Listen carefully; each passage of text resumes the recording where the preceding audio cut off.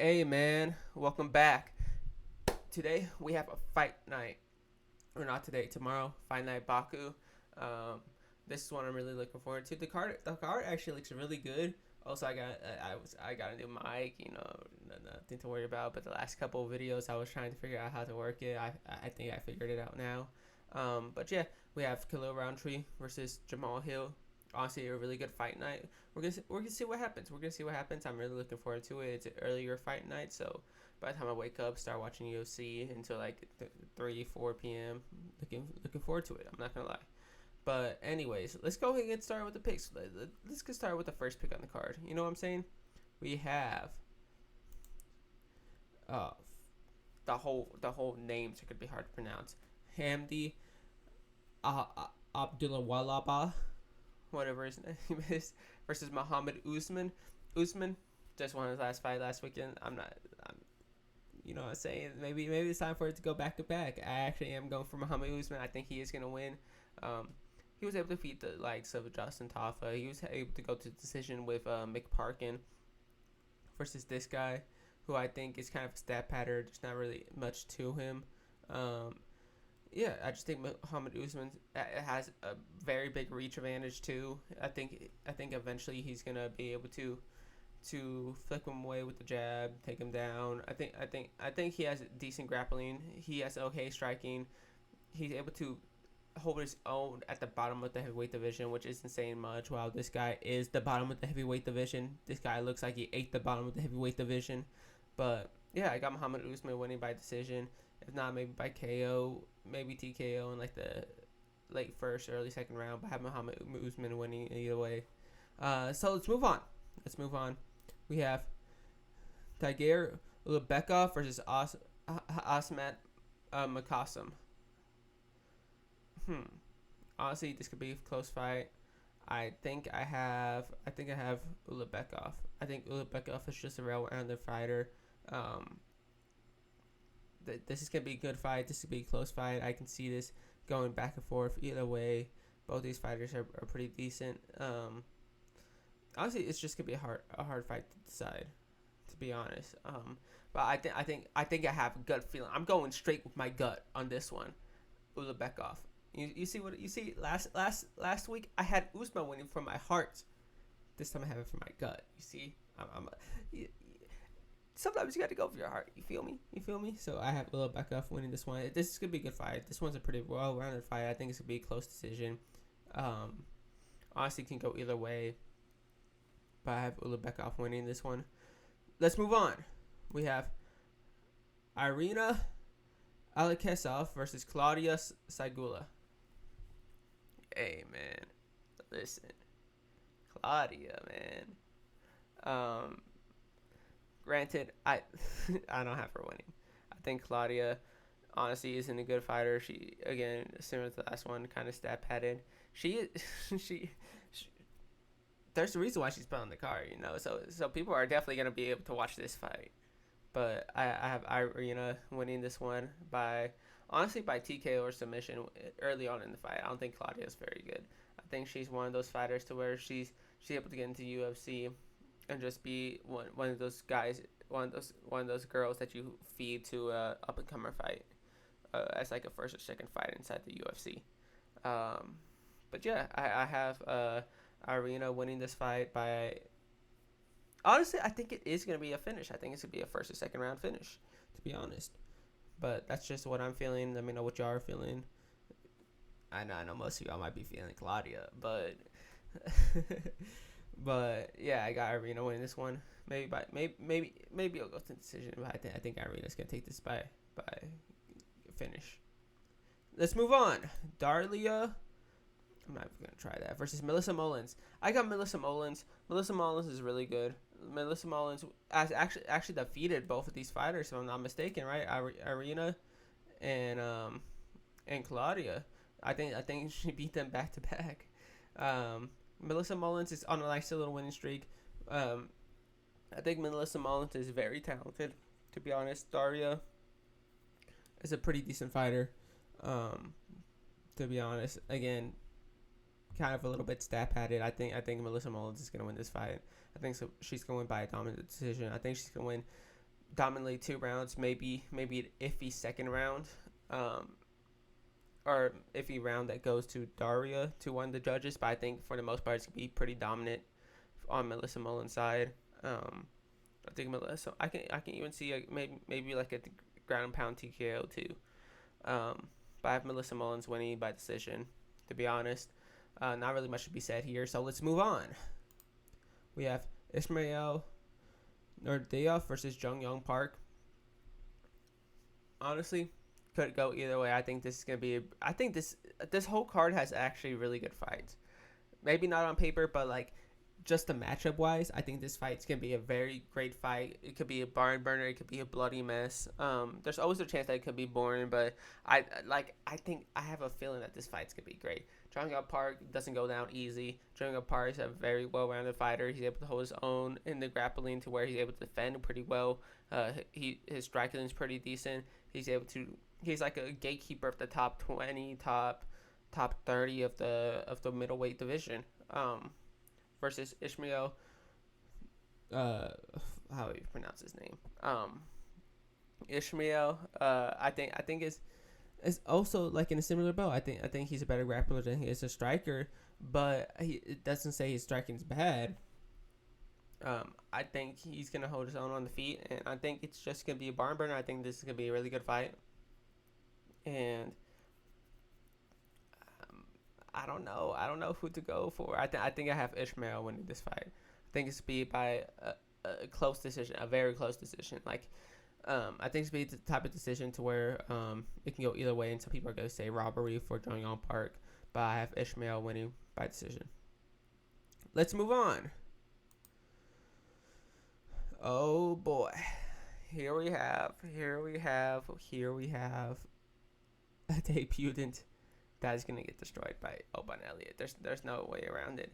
Oban Elliott, honestly, might be a little bit overrated as a prospect, but going against someone that's 1-0 inside of mixed martial arts, there's no way he's going to lose this. If he loses this, that's going to be crazy. But KO, however you say his name, he's just going to get dismantled. This guy's an AI-generated fighter just to Oban Elliott so he can get 13 wins and somehow move up in the division, maybe even get a top 15 fight inside the welterweight division somehow.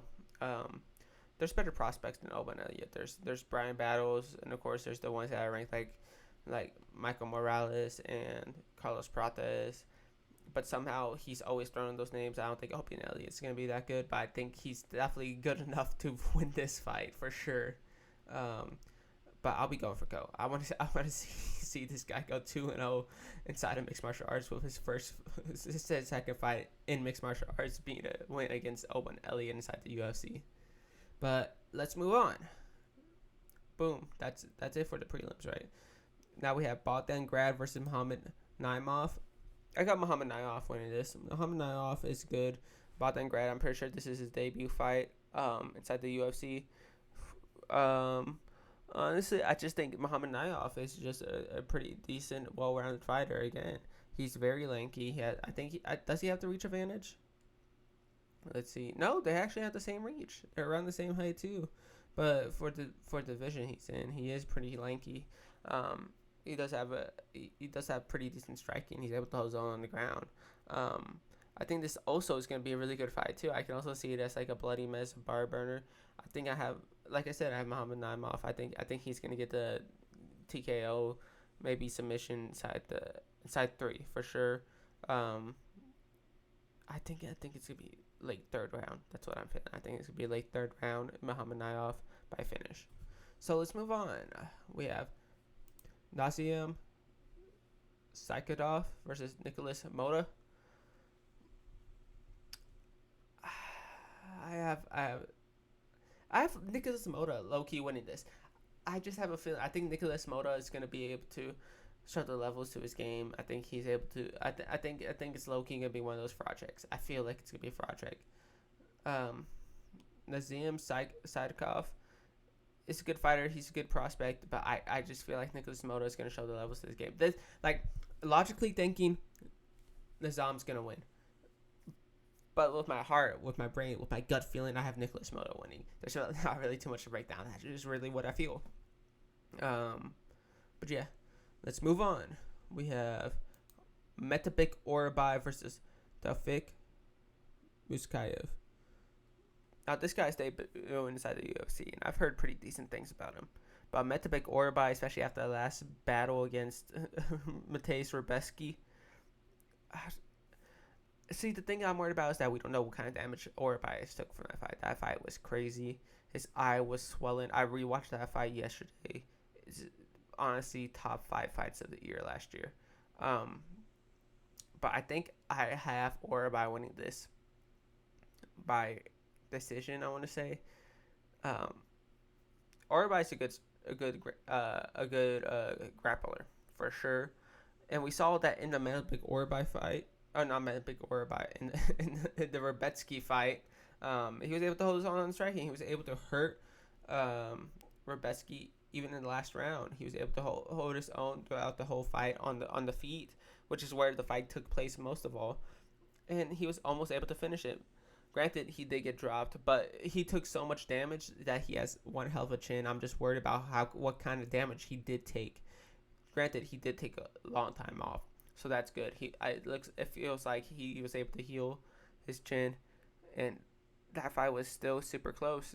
Granted, the damage that he took, because Rebecki also took a lot of damage. I don't think Rebecki has fought since that fight too. But I have meant to pick Orabai, like I said. I think by decision for sure. Another hard-fought fight, but I think he's gonna win 2-1 pretty easily too. I feel like it's be one of those fights that are going back and forth, but you can tell Orabai's outclassing him for the most part. Anyways, this is a catch weight fight. That's crazy. I didn't realize that. Dang, Orabai missed a weight. Oh damn, that's tough. Anyways, let's move on. Now we got Curtis Blades versus this fucking blob ass bum Roy Cheat. I don't know why they're having Kuniev debut against Curtis Blades. I think Curtis Blades is gonna dominate him on steroids or not. Curtis Blades is he's a top 5 fighter inside the heavyweight division. I think he's low key top 3 fighter. I think he goes Aspinall. I think maybe like a maybe a Pavlovich, maybe a Gon, maybe a Blades. He's in that tier of like Gon, Blades, Pavlovich type of fighter in Almeida. But I think Curtis Blades is gonna do whatever he wants. I think it's gonna be a first round KO, first round submission, whatever Blades wants. Kuniev, like the only reason why he's facing Curtis Blades, which is I don't understand. They've been trying to make this fight for the whole year, which I think is crazy. But the only reason why he's fighting this high in the rankings is just because he beat what's his name, Fedetta, that fought Ngannou last fight, and they just want to show like it's a whole petty thing with Ngannou, to where they just want to be like, look, the guy that Ngannou beat isn't that good, so Ngannou's not that good. Which is so petty for the UFC, but it's not out of their realm to do. But like I said, Kuniev's gonna get destroyed. He's gonna get mauled. Curtis Blades by whatever he wants. Curtis Blades by murder. Anyways, let's move on. Now we got this. There's the Orabai fight. There's a Jung Young Park fight, and there's this fight and the main event. All of them are good for fight of the night. I can see all of them winning fight of the night. Rafael Fiziev versus Ignacio Bahamondes. Honestly, this fight, I don't know who to go with. I've been going back and forth with this all week. I love both these fighters. Both these fighters are probably top 5, maybe even top 3 of my favorite fighters in the lightweight division. Ignacio Bahamondes, tall, lanky, has a significant reach and height advantage over Rafael Fiziev. Rafael Fiziev is also so quick, so fast, so powerful. He was able to hold his own against Justin Gaethje, who's really like the only guy that he's lost inside of the division besides Gamrot, but that's because he tore his ACL, blew his knee, whatever he did. And Fiziev even looked good in those 2 Gaethje fights. Like, those 2 fights were so close decisions. At one point, he almost had him choked out and won by a finish against Justin Gaethje in his most recent fight off a week's notice. I don't know. Fiziev basically fighting in his hometown. I know he's been wanting to go here for a while, which is why he wants to get on the card. But I think this is a quick turnaround from the Gaethje fight. Ignacio Bahamondes looked incredible, was able to show that he has technique on the ground, was able to grapple and submit Jalen Turner. showed a lot of improvements in his last fight, because one of the big things was his grappling and his submission game, and he showed that he does have one. I don't know. I don't know. I think I have Ignacio Bahamondes winning this. I think it might go to decision.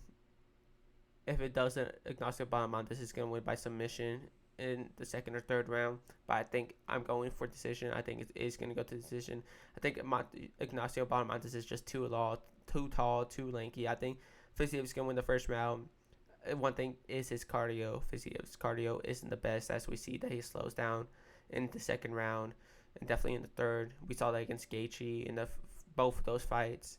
I think Bahamondes is just tall and lanky enough to where he's able to keep him away long enough to prevent a finish for Fiziev.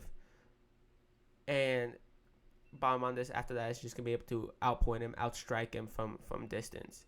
I think I got Ignacio Bahamondes winning this by decision. But it's going to be a great fight. That's one thing I'm looking for. It's going to be a great striking fight. And my alarm's going on from the back, but I'll deal with that in a second. Anyways, let's move on to the main event of this evening. We have Jamal Hill versus Khalil Roundtree. Listen, man. I've been going back and forth on this fight, too. See, both have their pros and cons. Jamal Hill's lost to the best of the division. He's lost to Alex. He's lost to Yuri. And he's lost to, Paul Craig. But Paul Craig beat Malcolm Ankalaev. Paul Craig's a weird guy. He'll lose to Bo Nickel via striking, but he'll submit Malcolm Ankalaev and Jamal Hill. But we're not talking about Paul Craig. We're talking about Jamal Hill and Khalil Roundtree. Khalil Roundtree took crazy life-changing damage against Alex Pereira. Like, his face is still all busted and scarred up. But that's just what it was. But he also showed heart. He also showed that he was able to compete with Alex Pereira on the feet. Something that Jamal Hill wasn't able to do. Jamal Hill, since his Achilles tear, he's looked very flat-footed. He's looked very slow to start, which, granted, he was slow. Like, he always starts pretty slow and builds up throughout the fight. And this is a 5-round fight. But I can't help but think about how slow he looked against Yuri and how flat-footed he looked against Alex Pereira. Granted, Jamal Hill was able to build himself back up inside the Yuri fight and was able to make that competitive towards the end of the fight until the finish. Khalil Roundtree, his best win is Anthony Smith too, though. I don't know this fight. And Khalil Roundtree's cardio has also been an issue. I've been going back and forth, but I think my final decision is it's gonna be Khalil Roundtree by 4th round TKO. I think Khalil Roundtree, that fight against Espadilla was at elevation, which I believe had a factor to him to slow down. I don't really know too much what the elevation is at Baku, but I don't think it's gonna be as bad as it was in Denver. I just think Khalil Roundtree is gonna win this one, but I think it's gonna be I think this fight's gonna be a war too. This whole card has a full card of wars, which is something that we need from the last card with the Usman and Buckley card. That fight was so boring. It was hard to get through until the main event.